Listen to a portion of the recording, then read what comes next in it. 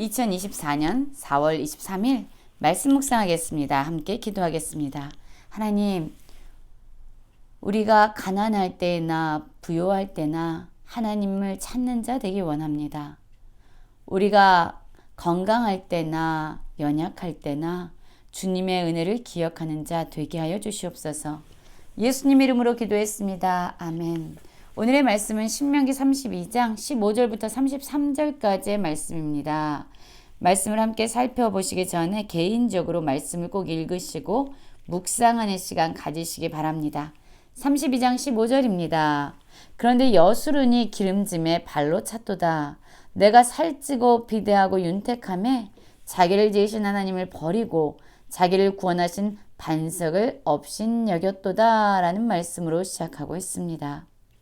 여수르는 곧다, 바르다, 온전하고 충직하다라는 뜻을 가지고 있고요.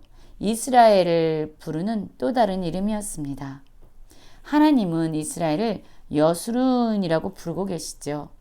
그러나 이들의 실상은 어떠합니까?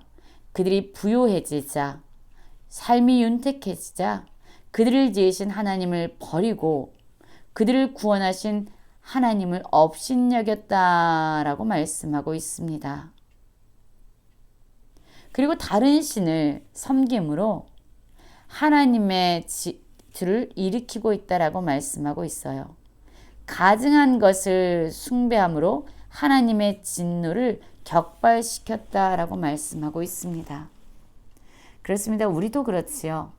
가난하고 고난이 있을 때에 우리는 하나님을 찾곤 합니다.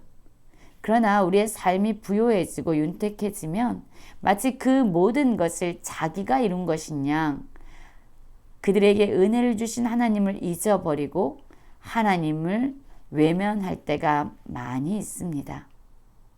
여러분, 지금 우리의 삶은 어떻습니까? 17절을 보면은요.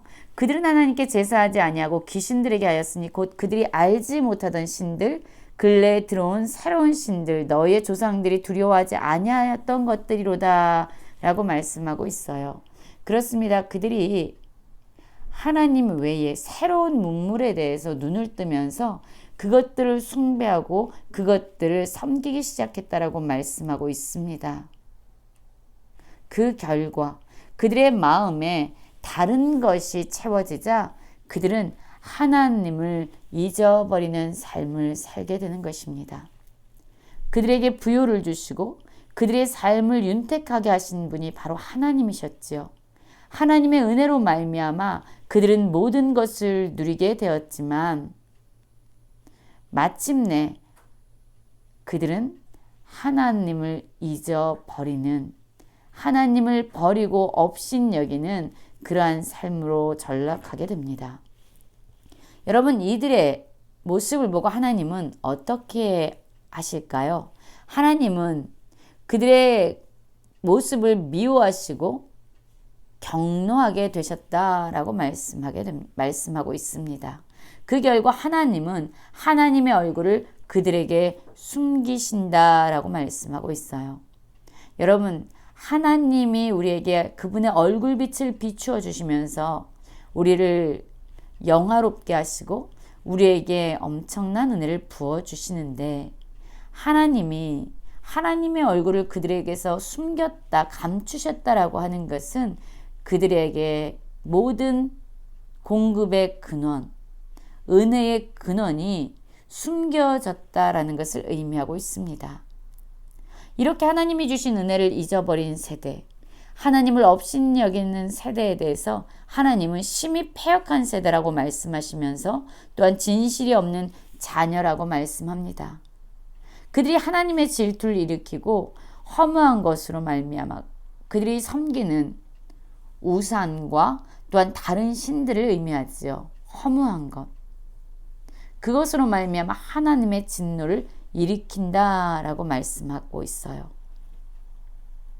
그래서 하나님 역시 그들에게 시기를 나게 하고 그들에게 분노를 일으키겠다라고 하나님의 심판을 경고하고 있습니다. 하나님의 은혜의 빛이 변화되어서 분노의 불을 그들에게 일어나게 하고 있습니다. 그들의 모든 것을 삼키고 불사르는 그러한 분노의 불입니다. 또한 하나님이 그들에게 재앙을 내리시겠다라고 말씀하고 있어요. 그들은 하나님의 재앙으로 말미암아 줄이게 되고 쇠약하게 된다라고 말하고 있지요. 그리고 더위와 독한 질병에 삼켜지게 될 것이라고 말씀하고 있습니다. 그리고 들짐승의 이와 티끌에 기는 것의 독을 그들에게 보내겠다라고 말씀하고 있습니다. 바깥에는 칼이, 방 안에는 놀람이 있기 때문에 그들은 어디에서도 평안함을 누릴 수 없게 되지요. 그리고 하나님의 이러한 재앙은, 하나님의 심판은 단지 몇몇 사람들에게만 이루어지지 아니하고 젊은 남자, 처녀, 백발, 노인과 함께 젖먹는 아이 모든 세대에게 주어지게 될 것이라고 말씀하고 있습니다. 여러분, 우리의 마음이 우리를 지으신 하나님을 사랑하지 아니하고 하나님의 은혜를 잊어버릴 때에 우리의 삶은 엄청난 재앙에 휩싸이게 됩니다. 하나님은 이러한 이스라엘 백성을 심판하는 데 있어서 다른 민족을 사용하십니다. 그런데 이 민족, 하나님의 도구로 사용되는 이 민족이 모락이 없기 때문에 마치 이렇게 생각하는 거예요. 아, 우리가 여호와를 섬기는 저 백성을 이렇게 칠 수 있는 것은 우리가 여호와보다 더 능력이 많아서구나 라고 착각할 수 있는데, 이것은 그들이 지혜가 없기 때문이라고 하나님은 분명히 말씀하고 있습니다.